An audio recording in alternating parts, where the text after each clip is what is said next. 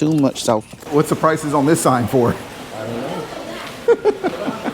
Where's that at? I don't know. I'll meet you across the river at 3 o'clock. I don't know what kind of animals are in there. Crocodiles. Crocodiles. Rodents of unusual size? I don't think they exist. Get back on the road. Good morning, friends. It's a beautiful day out here today. Absolutely beautiful. Sun shining.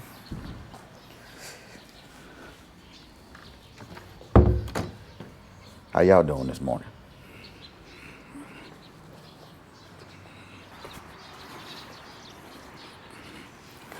Well, see if I can get my bag.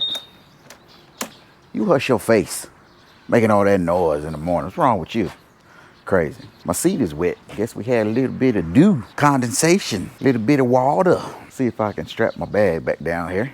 Hope that didn't damage the internals of this fucking case. I think that's kind of cool, man. They still use bicycles a lot here as a mode of transportation. I bought myself a new helmet. I like it because it's a full face, but then I can remove this piece. We rode around on 4-lane all day yesterday, so I had the full face on to keep all the dust and sand and grit out of my face. And then once we got here, we rode around town for a little bit, trying to find something to eat. Well, I don't really need the full face for that because we're not driving as fast. We're not behind big semis. You don't really need to worry about all that stuff being kicked up in your face. It's lighter on my head. It's got more vents. I like this one a whole lot better than my other gray one. The first motorbike trip that Aaron and I took, the very first video in that series, I was telling you guys that I had purchased a rack and a box for my bike, but then I decided not to use it on that trip. I had my bag strapped onto the back of the seat, which meant I couldn't open the seat to get up underneath it. So I really didn't have anywhere to store my camera rig that was easily accessible, which caused me to have to use the GoPro without the rig, without my mics most of the time. And I think it led to some audio issues. On this trip, I put the rack here. And so because of that, I'm able to mount the bag in a position that I can still get up underneath the seat, which gives me a place to store my camera rig. I still just use the GoPro outside of the rig when I'm on the bike riding. That way I can film the countryside and the sun and the mountains and Aaron riding and some of the traffic, etc., to give you guys some more perspective. But now, whenever we stop at an attraction or we stop to get something to eat or we stop for whatever reason, it's a lot easier for me to just open the seat, grab my camera rig, pop the GoPro in, turn my mics on, and then you guys have better audio. Hopefully all that made sense. That's it. She's not going anywhere. What's going on, brother? Talking to my brother. What's going on, brother? To the brother from another mother. Let's ride. What's going on, friends? I don't know what I can tell y'all other than we just went through a whole lot of paperwork and back and forth and nope, you need more of this and go get that and come over here, but go back over there. And that was just to exchange my money. Before we left Thailand, we did our best to do as much research as possible to figure out exactly what we needed to do in order to bring our motorbikes into Cambodia, Thank you. into Vietnam, and then back into Thailand. We kept getting mixed information online, old information, partial information. So we said, screw it.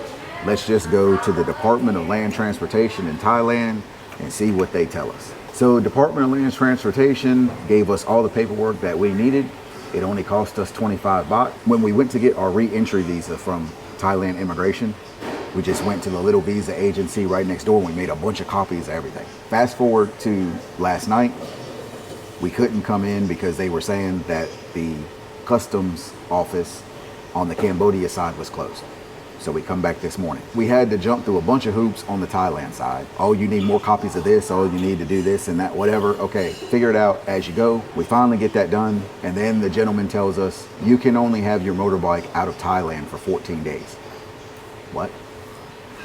If you keep it outside of Thailand more than 14 days, we charge you 100 baht. We thought he was saying 1,000 baht. Did I just say 100 or 1,000? Yeah, it's 1,000. Okay. Not 100. So Keep it 100, but it's 1,000. You know what I'm saying? he told us it's 1,000 baht. Not 1,000 per day.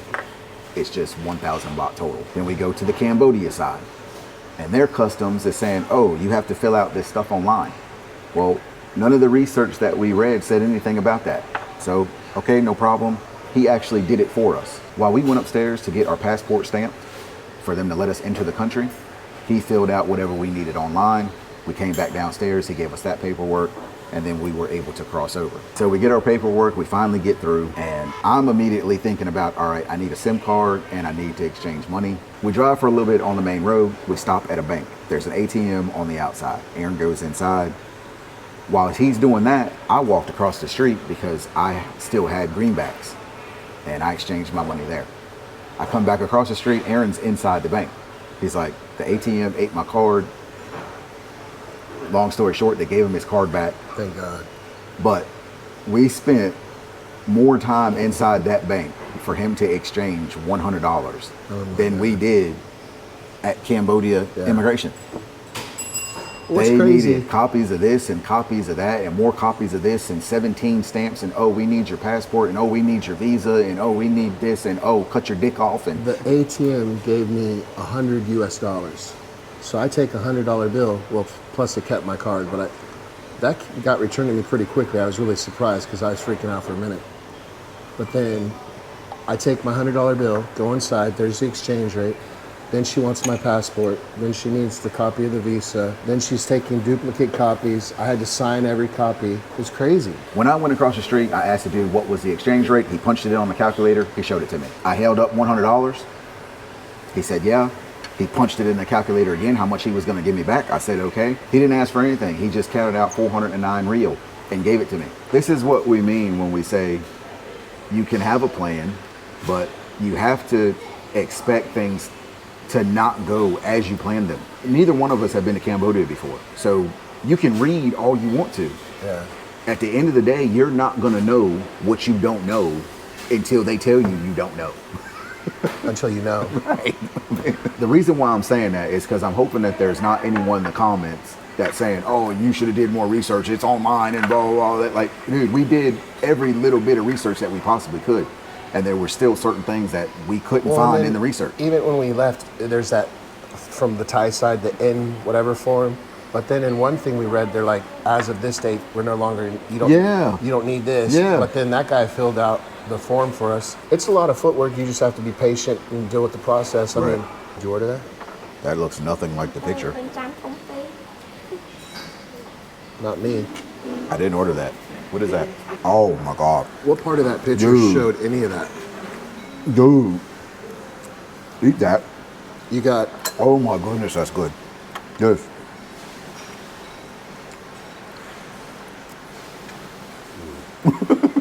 So good. I'm gonna need 7 more Cokes. That is pork, yeah. I mean, that's what they say. I do know that our little feline friend that I murdered last night is on a plate somewhere today. He accidentally ran over a cat. I feel terrible. He almost ran in front of Phil and then he stopped. So I'm like, oh, okay, he sees us. And then right in front of me, he almost took me out. I guess I should have told y'all where we are right now. We're at a casino. I done forgot the name of it, but there's a Chinese restaurant on the 2nd floor. So I've got some noodles with some pork and vegetables. We both got this sweet and sour beef ribs. Pretty good, but I don't like the bone in it. He's got lotus root with garlic and chilies, and then these edamame. With tons of garlic and chili. Tons of garlic and chili in there. Not the cheapest lunch, but we haven't eaten anything all day, so we're starving. We'll head to Siem Reap. Let's ride! I don't know what the name of this town is, but we're about 2 hours west of Siem Reap. We just stopped here to chill out for a second. I know doing these push-ups is not doing anything because I just drank 3 Cokes. It's doing more than if you didn't do the push-ups and still drink the 3 Cokes. Very true. When I get back to Pattaya, I really got to put myself back on a routine. Get back on the bike and just stop buying Coke. If I stop buying it and stop putting it in the house, I think I'll stop drinking it. I mean, muscle definition, I can feel my arms pulsating. Big bro always be rocking my merch, man. You haven't picked up your custom Weasels in the Bushes tee? Head on over to the website.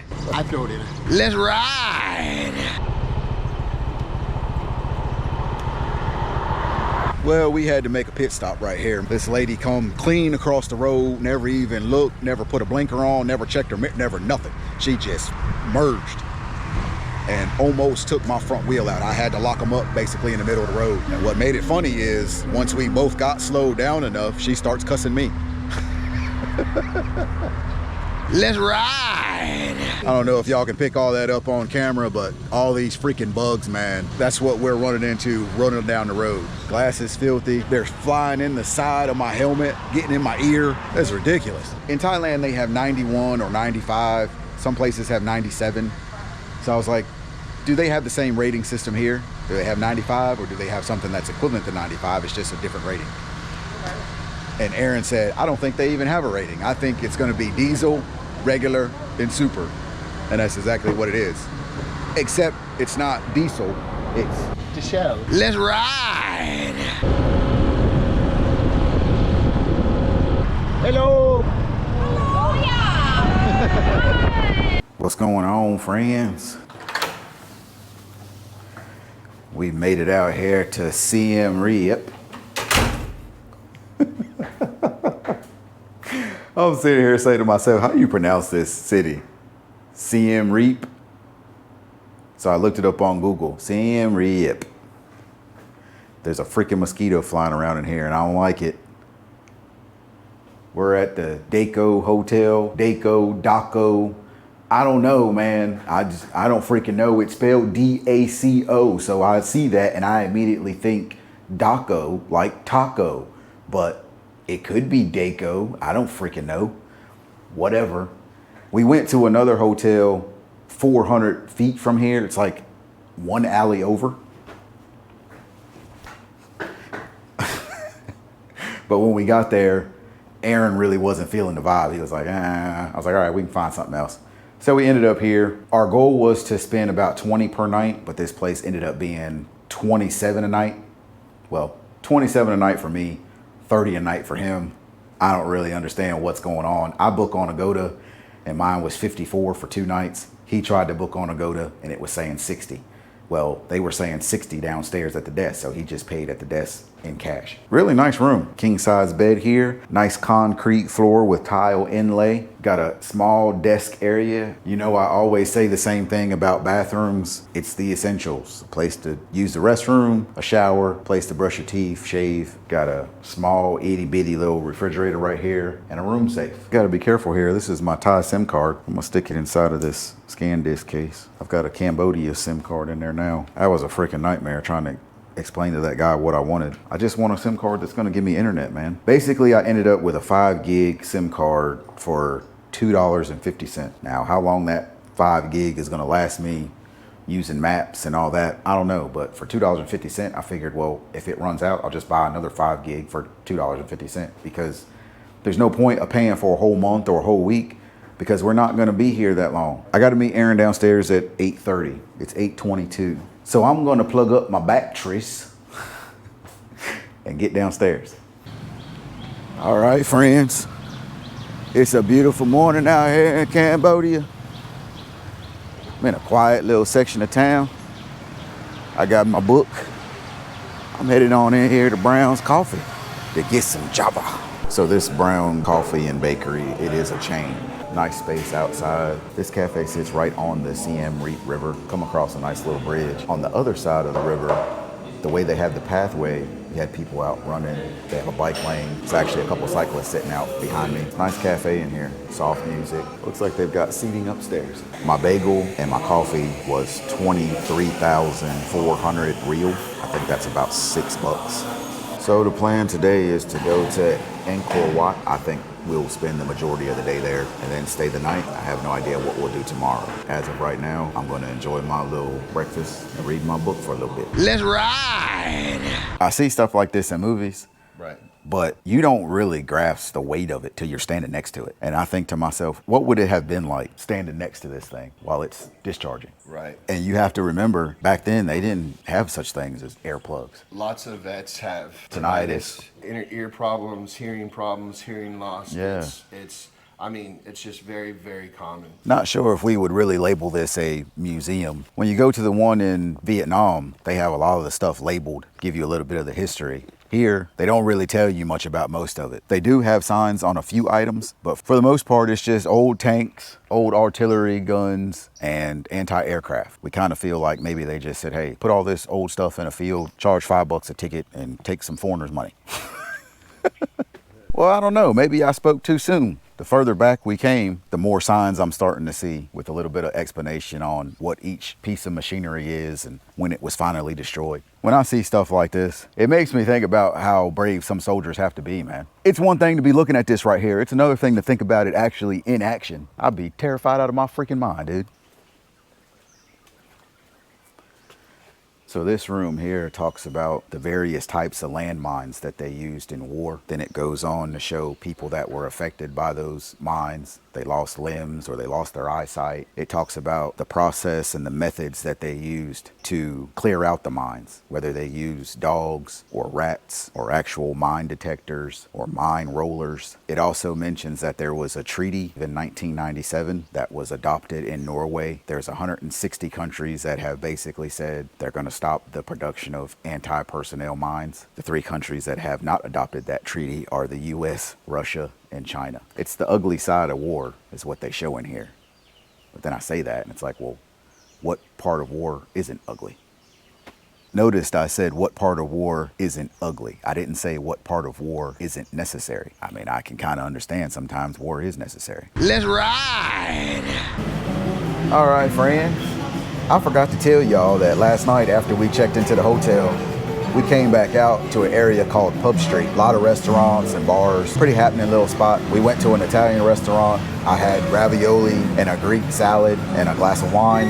Aaron had tacos and a Coke. I also had a Coke.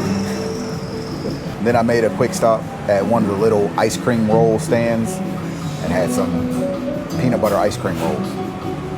Then I had to stop at another little shop and grab a pair of pants because we thought we were gonna go to Angkor Wat today.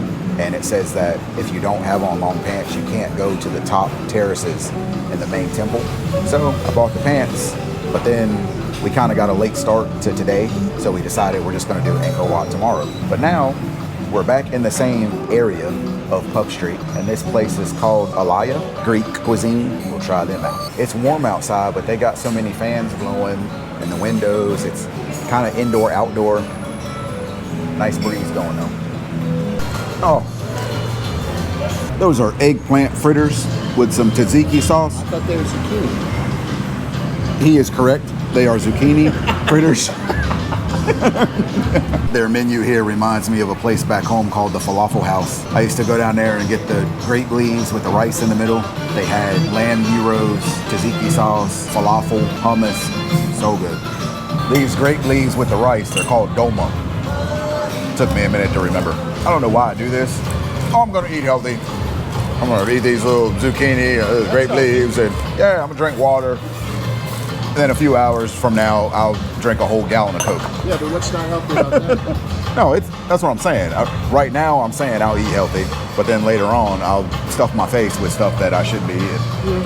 6 Snicker bars and 3 cases of Coke and 4 tubs of ice cream. I said that. I'm not even finished eating my meal, and already my mind is saying, are those ice cream roll carts open yet?